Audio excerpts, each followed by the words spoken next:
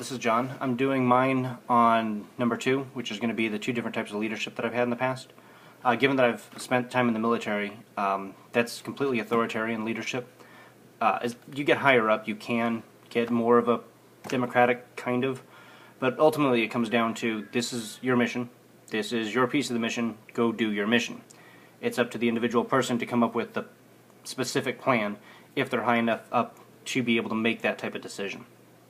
There's not really a lot of room in the military for questioning what you're supposed to be doing.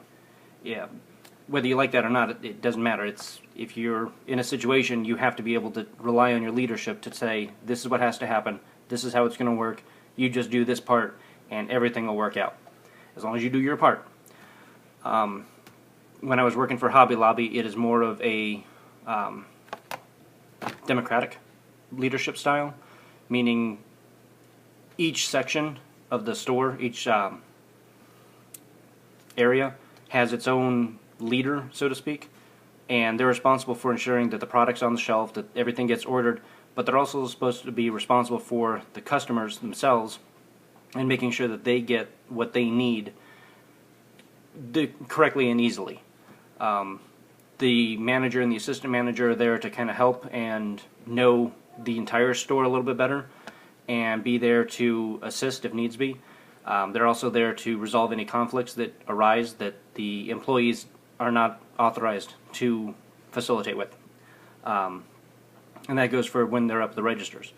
It's the registers being run by the individual at the register, but if there's a problem, they need to be able to go to their immediate supervisor and say, this is what the problem is, this is how I think it should be fixed, this is how it could be fixed, and it's discussed, unless there's a specific policy, of course. But other than that, it's more of a discussion as far as how things should be done and how things can be done better.